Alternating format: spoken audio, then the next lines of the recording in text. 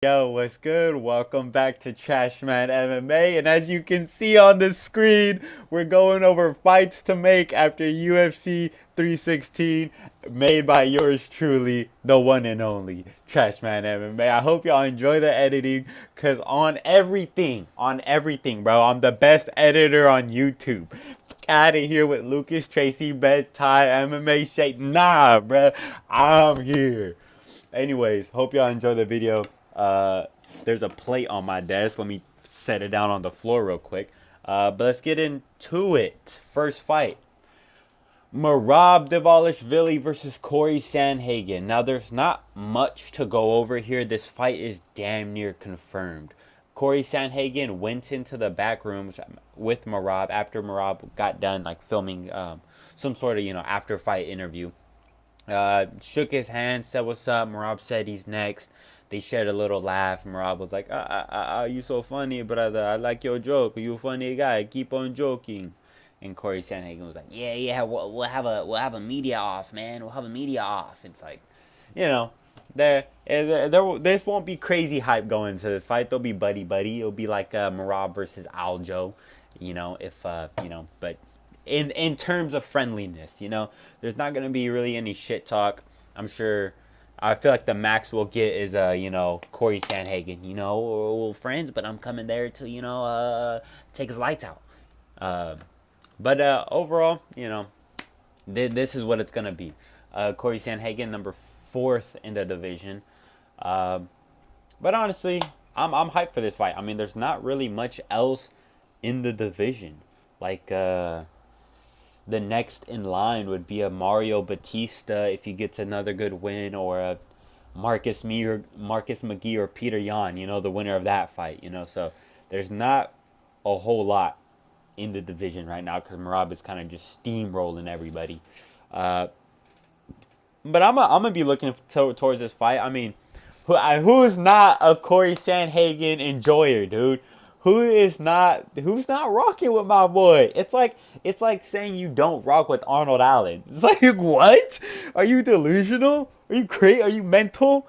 Like, these are just the dudes, These are just the boys. Like, yeah, they might not hold the belt. They might lose every once in a while, but they're the fucking homeboys. You can't tell me you don't want to. I would say crack a beer open with Cory Sandhagen, but bro probably like drinks matcha or something. But you can't tell me you wouldn't want to go get a cold brew with Cory Sandhagen, man. Bro, keep it up to date on the latest literature. You can't tell me he's in fire. But I'll be hyped for this fight. Merab, he's just a marauder of the division, just a dominant force.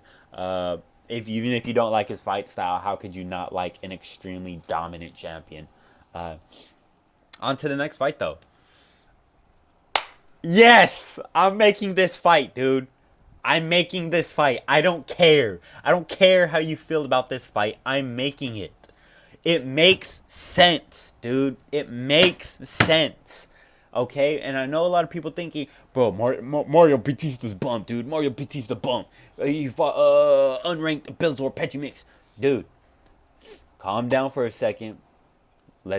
Gather your thoughts. No, keep your thoughts. Keep your thoughts. Shut your mouth, though. Shut your mouth. Let me talk. I'm doing the fucking talking here. There isn't much for O'Malley right now.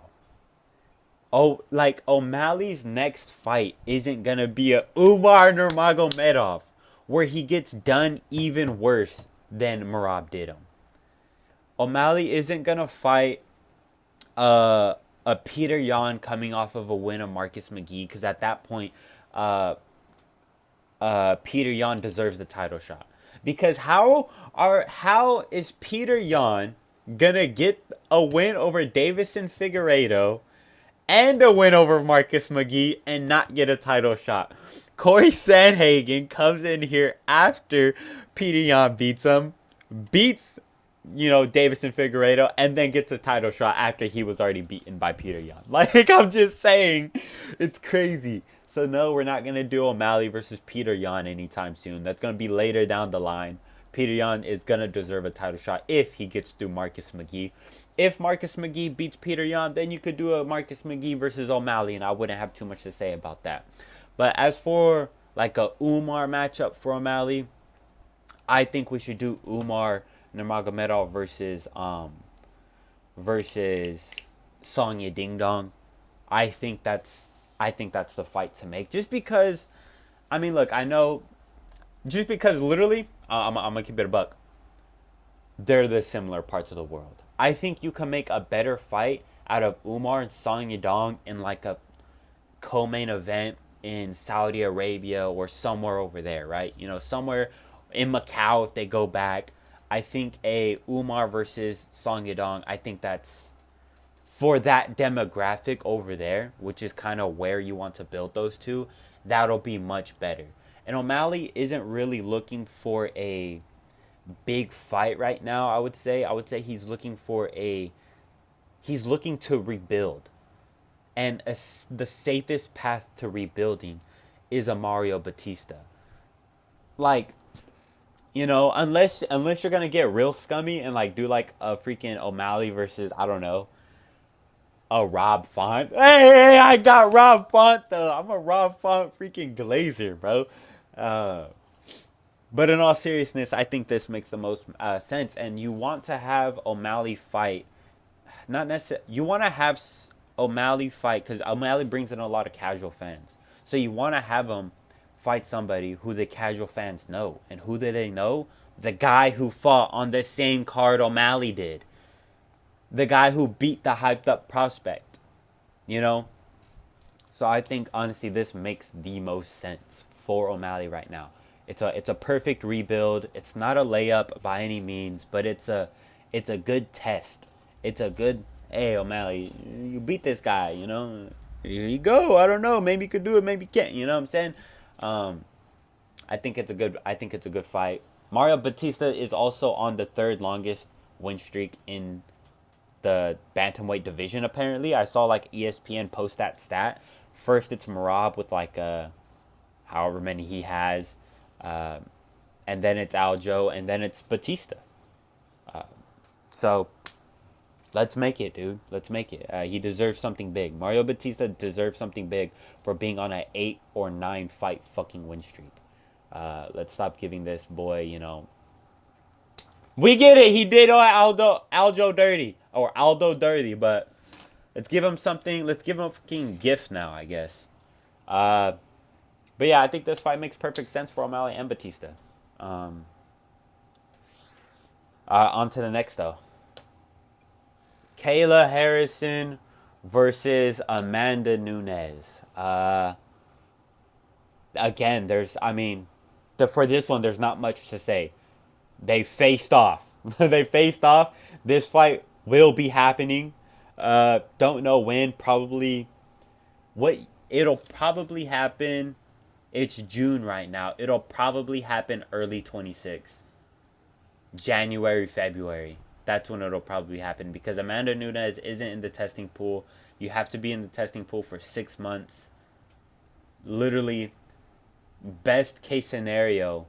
Literally, best case scenario, it's December. But you know that's not going to happen. When has that UFC ever had the best case scenario go right? When has that ever happened? So it will not happen this year. But early 2026, February, maybe March. I highly doubt a June. So yeah, we will not get a women's bantamweight title fight for a long time. But we're fucking used to that, you know. Nobody's fucking crying and gasping at straws and I can't breathe, you know, without a fucking women's bantamweight fucking title fight. Nobody cares. We will not miss this division for the next 7 to 8 months, dude. I promise you, we will not. But it's gonna be a cool fight. Um, you know, Amanda's coming back. She's probably gonna be like 39 by the time she gets back. Oh my goodness! If somebody picks Amanda Nunes, I swear I'm a tweak. Um, but I got Kayla Harrison for this fight. It's pretty simple. You know, one fighter's in their prime, another fighter hasn't fought for 3 fucking years and is 39 years old. You know, so I got Kayla Harrison. But anyways, on to the next fight. I'm forgetting who I have. Sorry for that. That was a text message. I'm forgetting. Let me mute my phone, actually. I'm forgetting who I have next. I think I think I know what I have next. And hear me out, dude. Hear me out. You can't tell me this isn't gonna be a banger fight. Hear me out, dude. Joe Piper versus Christian Leroy Duncan. Bro, bro, this fight is going to be electric. Absolutely fireworks, bro. You're gonna hear me saying fireworks a fucking whole lot. This fight is actually gonna be insane. Two hard hitting studs, dude.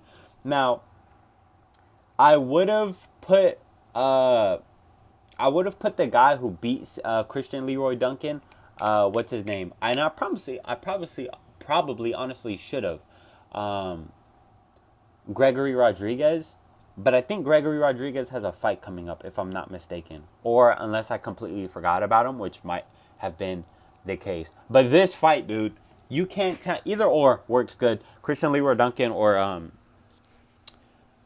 Gregory Rodriguez. Either or works good, but I like this matchup a little bit more. It'll be dope. They'll be able to talk trash to each other. I think the last thing you want is Joe Piper versus somebody who doesn't speak English. I feel like that way the fight gets built up a whole lot more.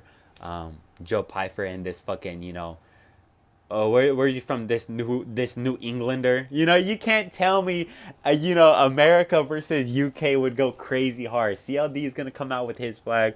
Joe Piper coming out with the real and only flag that matters, and it'll be fireworks, dude. It's gonna be electric. CLD is going to be a hard hitter. He's going to be slick out there. And Joe Piper is going to be winging that overhand for 3 rounds straight, He's going to clip CLD a few times in the first round, but CLD will not go down, bro. CLD's got a chin made of granite after, obviously, we saw that in the Gregory Rodriguez fight. Absolutely, an absolute unit, an absolute stud that takes fucking wicked shots directly on the chin. Does not flinch. Got fucking pulverized in that fight. But Piper isn't going to do that. Or he might. Honestly, we saw a big, kind of grappling discrepancy. Not grappling, but, Gregory Rodriguez was kind of just like, had CLD kind of, turtled a few times, and he was just kind of raining shots down. I can't remember. I don't think that fight got stopped. I think it was a 3-round decision. But, dude, this fight's going to be bloody.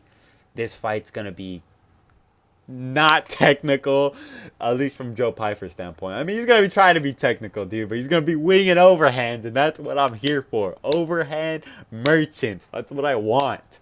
It'll be crazy. Both unranked guys. Like I said, you could do him versus Gregory Rodriguez. Both guys lost to... wait, no. That's why I didn't do that, because Gregory Rodriguez is, I believe, fighting... Jack Hermanson. Is that right? I believe that's right. But this fight's going to be crazy. I can't wait for it. I hope UFC please make this fight, dude. Am I recording? I'm recording. All right, on to the next fight, though. Let me see if I can remember what it is. Oh, yeah, I remember. Kevin Holland versus Colby Covington. I mean, everybody in the mamas is saying to make this fight because this is the fight to make. Kevin Holland, honestly, this is the fight to make, dude. This is the fight. What else is Colby Covington going to do? Colby Covington will be talking shit.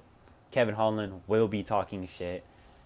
Old guard kind of fighters, but old guard, but Kevin Holland locked in now, so he's a part of the new guard, He's re-enlisted into the locked in crew, So locked in Kevin Holland, kind of a new fighter now. Colby Covington kind of on his way out. I see Colby Covington maybe not accepting the fight, though, to be honest. But for Colby Covington, if it's not Kevin Holland, he's not getting the Wonder Boy fight. Wonder Boy has a fight. Oh no, I might have ruined that. Wonder Boy has a fight. I ruined it. But Kevin Holland versus Colby Covington, dude. This fight's gonna be good. Kevin Holland's gonna win. But let's get on to what y'all saw. Joshua Van or Brandon Raw Dog Royval versus Joshua the Fearless Van. Confirmed for UFC 317. Manel Kape pulled out due to a fractured foot. Brandon Royval posted on his Snapchat, or I don't know if it was Snapchat, but it was a video. I don't know where he posted it at. But Joshua Van also posted on his Twitter that it's confirmed 317 Joshua Van will be fighting the #1 contender Brandon Royval. Bro, I just want to talk about what a dog Joshua Van is for taking this fight 2 days after already fighting at 316. He's going to fight at 316 and 317 if all goes well. But what a dog on Joshua Van's side, dude. This kid is literally the next, I don't want to call him the next Kevin Holland because that's going to be disrespectful, but in terms of activity, who is more active than these guys? I believe there is a fighter who I'm blanking at the mind right now, but I'm blanking on the mind right now. It was a fighter who's already fought like 3 times this year. I think he was the only fighter to have fought 3 times this year. I can't remember who it is exactly, but Joshua Van, dude, what a stud. This kid's 23, he's like 23 years old.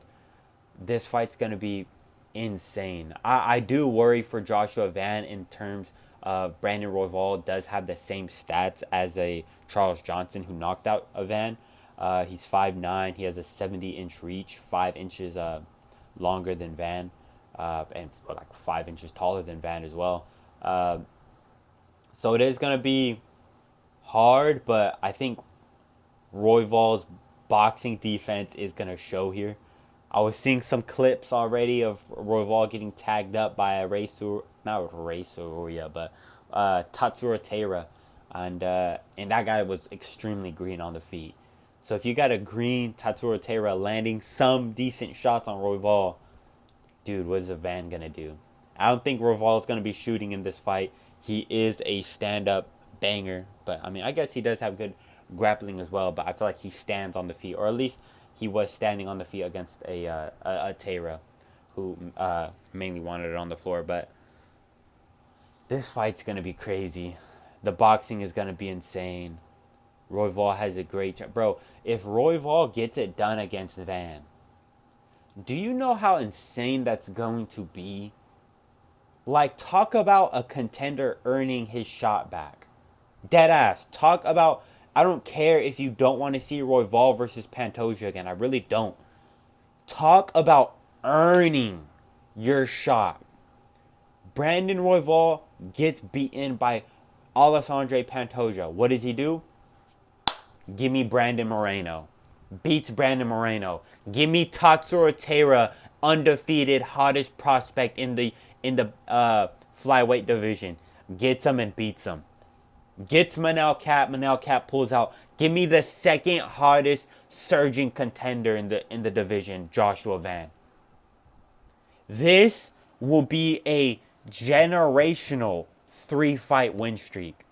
All that's missing is a fucking Steve Erceg, to be honest. But, Steve Erceg, the last thing Steve Erceg deserves is a fucking #1 contendership fight. But, what an absolute generational 3-fight win streak this will be for Royval. I would be devastated if Joshua Van loses. But I'd be even more hype for Brandon Royval versus Alessandro Pantoja. Dude, like I'm saying, no contenders earning their shot back like Royval. Who? Bro, what #1 contender is losing and being like, alright, bro, let me go on a 3-fight generational win streak to rightly earn my shot back? Ian Machado Gare, I deserve a championship fight coming off of a loss. Nobody's doing that, dude. Justin Gaethje, yeah, dude, it's a title shot or I'm retiring. You guys hear him say that?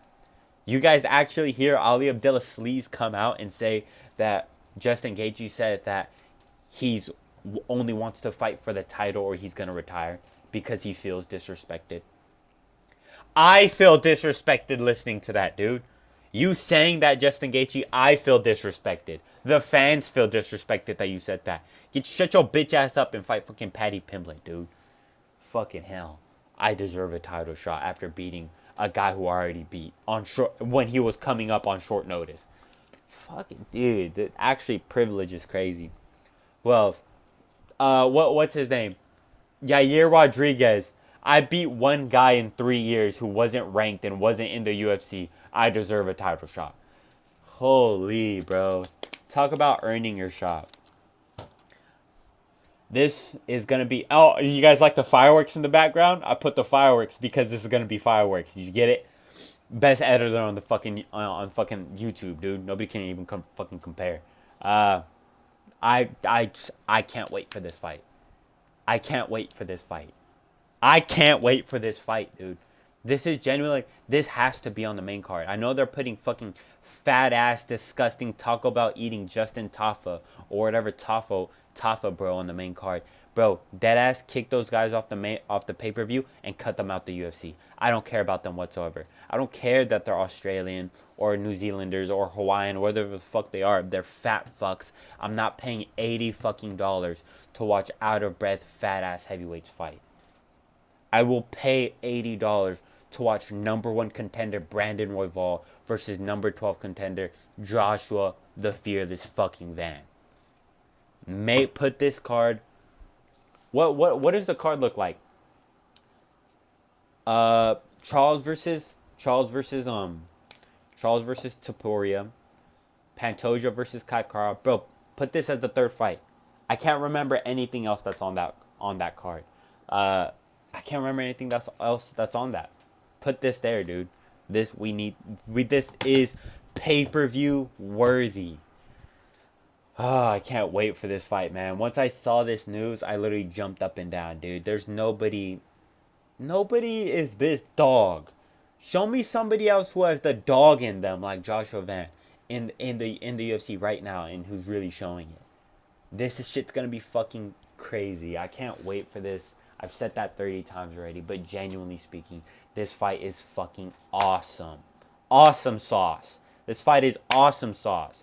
I'm super scared for Joshua Van, though, if he does win this fight. This was something that I saw, well, that you really see in all of his fights. Not that he runs away from grappling exchanges, but he's like a JDM, you know? He never embraces them. He always tries to get away from them and get back on the feet. That's what he does. He scrambles out and he does it great. He scrambles out amazing. Perfectly. He gets taken down or he gets pressed up against the fence. He's back to his feet. He's back to landing pressure shots on you. That's what I love about him. But I'm scared that if a Joshua Van wins this, if Joshua Van wins this, and he goes up against the Pantoja beats Kai Kara-France, you're not getting away from those grappling exchanges, buddy. You're not getting away from them. I don't care who you are. I don't care who you are, dude. You could be JDM, and JDM's not getting away from those grappling exchanges. You will be forced to grapple with Pantoja. You will be forced to engage. And this constant disengaging, dude, you'll get your back taken real slickly by the GOAT. So, worried for Joshua Van if he wins and what's next for him. But if a Kai Kara-France wins and a Joshua Van wins, and we don't want to wait 8 months or a whole year for Pantoja to come back, we want to get Kai Kara-France wants to get a title, a real quick defense in.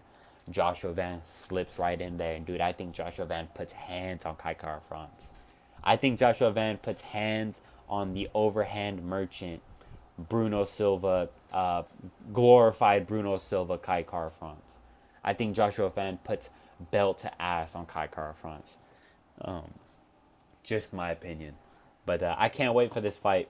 I can't wait for this. I'm super hyped for this. I'm going Joshua Van all the way. But let's move on. Let's move on. I forgot who is next. I think it is... Oh, wow, okay, yeah. Mirzakhanov versus Blachowicz. Why not?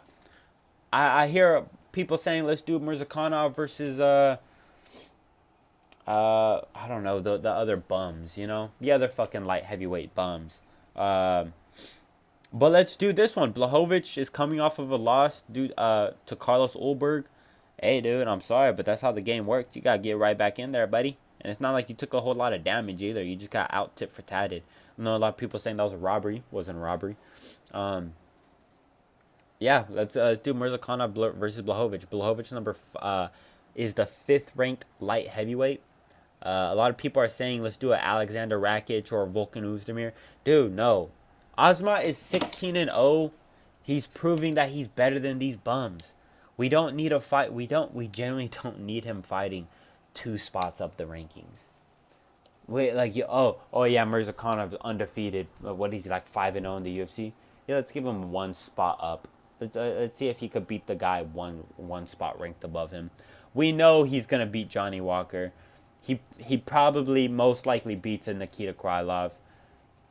You can do the Volkan Oezdemir fight, but what's Jan doing? What's Jan doing? You gonna have Jan face Alexander Rakic for the 3rd time? Like what is Jan doing? Dominic Reyes deserves a They might do Dominic Reyes versus Jan, which I guess I can see that, but no. They might do that rematch. I don't know though, but I say Mirzakhanov versus Blachowicz. I feel like that makes sense. Mirzakhanov's not getting any younger. He's literally 36 years old, one of the oldest people in the fucking division. Let's put him up against the other old head. Blachowicz is like 40 something. Let's put him up against there. Exchange one old head for another. Battle of the old heads. I want to see it. I genuinely want to see it. And actually, now that I make that point, Battle of the Old Heads, I want to see this fight even more, and I think it makes even more sense now. Blachowicz is... How old is Blachowicz? How old is Jan Blachowicz? I'm searching this up on my phone. He's 42 years old. Mirzakhanov, step in right now, dude. Step in right now. It makes even more sense, dude. Holy shit. Let's make this fight, please. And it'll be entertaining. It will be entertaining. It's not like it's going to be some snooze fest. This is an exciting fight. This is an exciting fucking fight, dude, and I want to see it. On to the next, though. I'm not going to harp on Mirzakhanov versus Blachowicz for too long. Now I think I know what's next, which is... I was wrong again. Waldo Cortez Acosta versus Sergey Pavlovich. He beat one Sergey. Let's put him up against the other Sergey. These are also... Cortez isn't the number 7th ranked but he did just beat Sergey Spivak, who was the 7th ranked, so that's why he has the number 7. I believe he is 14 on paper right now because the rankings haven't updated yet. I'm gonna take a drink of water. Hold on. But he will be number 7. It's not that crazy. He's literally only fighting 3 spots up. Now, you probably won't make this fight. Because there's going to be a lot of movement in the heavyweight division right now with a Zhang Ming Yang coming up, with the Jailton Almeida. You kind of never know what's going on in the heavyweight division, as well as because the fucking champ is holding everything up. John Jones is literally holding everything up. So the heavyweight division moves very slow, so it's kind of hard to predict exactly what's going to be happening, especially at the upper echelon of the division. The reason I really put him up against Pavlovich is because kind of everybody is seemingly booked. I would have put Cortez against Curtis Blades, but Curtis Blades, they have him set on like fighting Kuniev for whatever reason. So Curtis Blades is just eternally locked to fucking, like, literally he's damned for eternity until that Kuniev fight happens. So yeah, count Blades out of every single matchmaking until that fight happens. But I mean, you could have him face a Derek Lewis, but Derek Lewis is booked against Talashin Texera. So maybe a Talashin Texera after he KOs Derek Lewis, maybe you could do the Cortez Acosta, but I feel like Cortez Acosta would want to already be getting in training camp by the time that fight happens. So or maybe not, because this was a tit for tat. Yeah, maybe not, because he did get rocked like 7-8 times in this fight, even though he fucking won. Complete fucking bullshit. But we seen actually. Yeah, Cortez Acosta, he was getting rocked by fucking not pillow fisted Sergey Spivak, but let's see how he goes up against an actual heavy hitter, Pavlovich. But the crazy thing is, though, Cortez actually has a great chance to win this fight. Pavlovich extremely plotty, extremely flat-footed. Cortez, like I was saying, the reason why I was considering picking Acosta, he's extremely light on his feet. I'm not gonna say he moves like a light heavyweight, but he's one of the better, you know, he's one of the better agile fighters in the heavyweight division. Like, I'm not gonna say he moves like a Tom Aspinall. He doesn't. He doesn't move like a Tom Aspinall. He doesn't move like a Cyril Gahn. He doesn't move even like a Jailton Almeida. But he's better than the Pavloviches.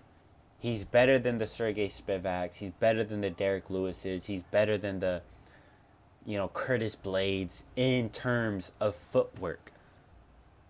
Uh, so, you know, he's better than those plotty types, but not better than the best of the best. I think it's gonna take a Pavlovich good overhand to really take out Cortez, but you never know, man. You never know. Cortez Acosta might be able to stick on the outside and just pop him with that jab, and Pavlovich will be blocking every single striking attempt from Acosta. Pavlovich will actually probably block every single punch from Cortez, but they'll still win. They'll still gift Cortez the win if the fight makes it to the bell. Every single strike could absolutely whiff, and they'll count every single one as a significant strike like they did in this fight, bro.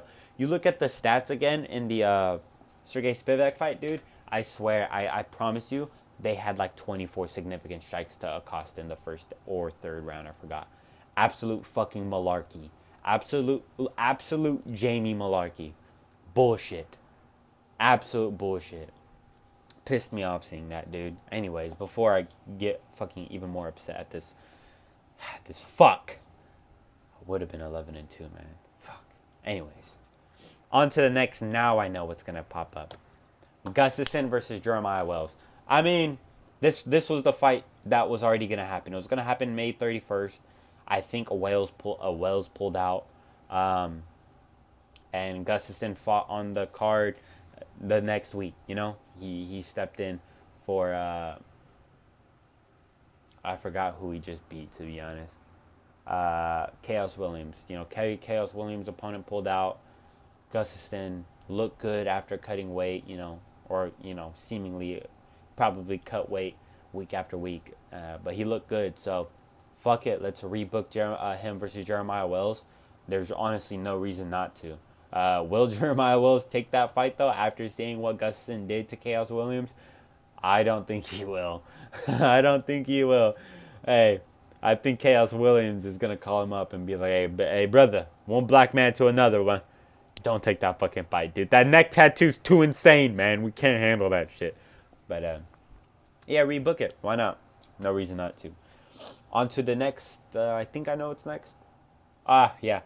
Wayne Kong versus Jessica Andrade. I guess Wayne Kong called out Jessica Andrade. I didn't pay attention to her post-fight speech, but I heard that she called out Andrade, so why not?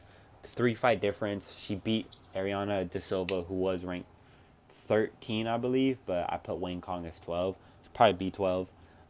Jessica Andrade's not doing anything. I don't think she has a fight right now. I don't think she has a fight booked. Does she have a fight booked? If she has a fight booked, I'm going to feel silly. I'm going to feel real silly if Andrade has a fight booked. I hope she doesn't have a fight booked, dude, because I don't think I even checked. Okay, let's go. She doesn't have a fight booked. And it's a striker. It's a striker matchup, Kong isn't going to be looking to fucking catch Jessica Andrade in a guillotine or fucking, rear naked choke or anything. Jessica Andrade is going to be doing the same. She's not going to be looking to grapple. And I think this is a surefire way to get Wayne Kong further up the ranking. Give her strikers, Do you want to expose her and give her a fucking another grappler who's going to guillotine her in the second round? Hey, if you want to kill all division, if you want to kill all hype in the division, I mean, go ahead, sure, do that. But if you want to keep it alive and well, hey, give her Jessica Andrade. What else are you going to give her, Genuine. Like, what else are you gonna give her? You gonna give her a fucking Thug Rose? Thug Rose. Jasmine Jesuda Vicious isn't gonna take that fight.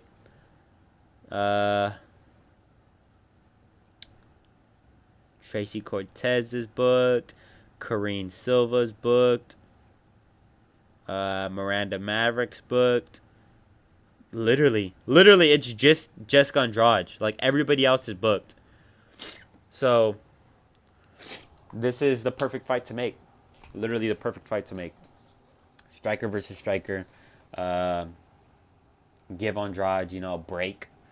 Instead of these fucking grapplers. And, Natalia Silva, who's just going to be on the back foot the entire time. Give her an actual fighter who's going to be willing to slug with her. A Wayne Kong who does get messy. Wayne Kong, and this isn't like a setup either. Wayne Kong gets messy. Wayne Kong gets clipped. So I think Jessica Andrade has a chance to fucking catch that chin with a fucking sweet, sweet left hook, dude, and put Wayne Kong not out, but hurt her bad and follow up with some shots up against the fence and tee off on her. That's a very real possibility. This isn't just a fucking, oh yeah, dude, absolutely send Wayne Kong in to kill Jessica Andrade. That probably will happen, but it's not guaranteed. So that's for that reason. I think this is the perfect fight to make. Sorry, I'm still sick, y'all. Sorry for sniffing and fucking sniffling into the mic. Is that just like a? I was trying to figure out what that is. Is that just like a what do you call it? Like a kite? I can't even tell. Looks like a penguin right there. Looks like a fucking little penguin. On to the next fight though, which is, what is it? Quinlan Salkeed versus Mason Jones. Why not? Why not? This is gonna be hard. Mason Jones, 2-2 in the UFC, on a crazy win streak right now, coming from Cage Warriors. He got a win over. Who did he get a win over? Jeremy Stevens. He got a win over. He got a slugfest, a sluggy win over Jeremy Stevens. Quinlan Salkeed, 2-0. Mason Jones, 2-2 in the UFC after going 1-2 in his first stint in the UFC. But yeah, they're on vaguely the same path. Quinlan Salkeed, 2-0 in the division. He's looking real good. And Mason Jones is, honestly, I consider him, 1-0 in the UFC right now, honestly. He went to a unanimous decision against the guy who got absolutely Mateus Gamroded. Why not? Why not make this fight? This is going to be a hyped-ass fight. Quinlan Salkeed, powerful, slick, fast, good grappling. Mason Jones, powerful, quick, slick, great grappling. Like, this is literally a perfect fight. This is literally, I don't want to say dark horses of the division, but this is a banger fight. This isn't, you can put this fight like opening up a pay-per-view. Like, dead ass. I'm not even joking. This will be a banger of a fight. This is such a hype fight, dude. You guys don't understand. This is such a dope fight. Quinlan Salkeed from Australia, Mason Jones from Wales, or he's Welsh. Dude has some gas tattoos, might I add. This shit's hard. Dude, why do all of these like fucking, northern, fucking European fighters all have like the sickest tattoos of all time? I don't know. They just know how to do tattoos, man. But yeah, Quinlan Salkeed versus Mason Jones, both unranked, both surging contenders in my eyes. I guess you can say that Mason Jones isn't necessarily surging, but everybody knows Mason Jones. He had that amazing performance against I don't have to say his fucking name again for the third time. Quinlan Salkeed. I mean, in all honesty though, this isn't perfect for Salkeed. This isn't premium matchmaking for Salkeed. It's probably premium making for Mason Jones. He's back in the UFC. He's back in the UFC. He's ready to make his run. Hot name like Salkeed. He probably wants that. But for Salkeed, he probably wants, somebody from Somalia. A Somali. Maybe you could get him in there against a Mexican, Just some real nasty folk to really get Salkeed motivated. You know, he took out an Indian, he took out a Jew. Let's get him in there against the Somali if we had one. I know Salkeed would be fishing for that Somali fight if there was an actual Somali MMA fighter in the UFC, dude. I know he'd be fishing for that fight. I just know this guy. But sadly, there's not. Or if there is, I'm not aware of him. But next best thing is somebody from buttfuck nowhere, Wales. But equally as fun. Equally as fun. This fight's a fucking banger of a matchup. I want this fight so bad. So bad. Um, but yeah, that's it. I didn't put Jusang Yu. I mean, because I'm going to be honest. The dude fucking beat Jeka Seregi.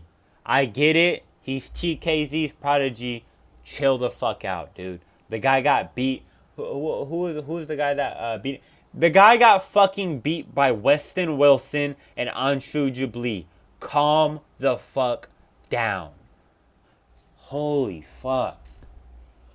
Great KO. Great KO. I was glazing him too. Calm down. Calm down. But that's all the matchmaking that I have. One more time, I guess we could go over everything again, just real quick, just a little recap. For you short attention span motherfuckers, you know, Merab, Cory, Sanhagen, everybody's all for it. O'Malley versus Batista, I get it. Some people will be, you know, not too hyped about that. Harrison versus Amanda Nunes, see you in 8 months. This is non-negotiable. The UFC is making this. Piper versus CLD, I think this is going to be a banger, absolute fireworks. You can put this on anywhere in the States, anywhere in the UK. This will be a hard-ass matchup. Kevin Holland versus Colby Covington, literally everybody wants to see this. This has to be in the States, nowhere else. This is perfect. Brandon Royval versus Van going down in a month. This will be fucking fireworks. I'm so hyped for this. Mirzakhanov versus Blachowicz. Honestly, old fighter versus older fighter. Let's get Blachowicz up out of there, bro. I know he's a lot of people's favorite light heavyweight, but dude, he's 40 fucking 2. Either, you know, I'm gonna just hit you with the cold hard brick of reality. Either fight or get the fuck out the rankings. And I'm not saying Blachowicz. I'm not putting pressure on Blachowicz. But I'm just saying, like, people who don't want to see this matchup saying it as like it's unfair, dude. Mirzakhanov, don't do that to Blachowicz, man. Mirzakhanov ain't deserve it yet. Dude, like, what are you gonna do? Rakic 3? Are you fucking serious? You could do the Dominic Reyes rematch. You can do that. Honestly, you can. And if you do that, all right. But I wouldn't be too upset. But, I mean, I think for the fact that they're both older fighters, I don't want 2 older fighters at the top of the division, to be honest. One or the other. And I'd rather have Mirzakhanov there. But Cortez Acosta versus Pavlovich. Let's see him face a proper heavy hitter. Someone who can actually fucking rock him and put his fucking lights out. That ugly fucking Dominican fuck. Augustus in Wales, rebook it. Kong and Andrade, perfect matchmaking for both. Both strikers would be amazing. Salkeed Jones, man. The more I look at this fight, the actually more I fucking absolutely love this fight. It's actually insane. If either one of these fighters ends up in the fucking Apex for the next fight, we riot. But thank you guys so much for watching. I appreciate you guys listening to me yap. I appreciate the support. I appreciate the love. I'm a you know. Hey, Trash Man MMA, you haven't been getting any views for your past eight fucking videos. Look, dude. Hey, look, dude. Somebody's gonna see this eventually. And to you, random citizen, I fuck with you. I love you. Thank you for watching. I hope you enjoyed my matchmaking. And I hope you come back. Leave a like, leave a comment. Let me know what you think about my matchmaking. Let me know who you would matchmake and who you would want to see fight. This was me. Or talk shit to me in the comments, either or, as long as there's some engagement. Thank you guys so much. Follow my Twitter at TrashmanMMA. I just posted my first tweet glazing Joshua Van and his upcoming fight. So thank you very much. Have a good day.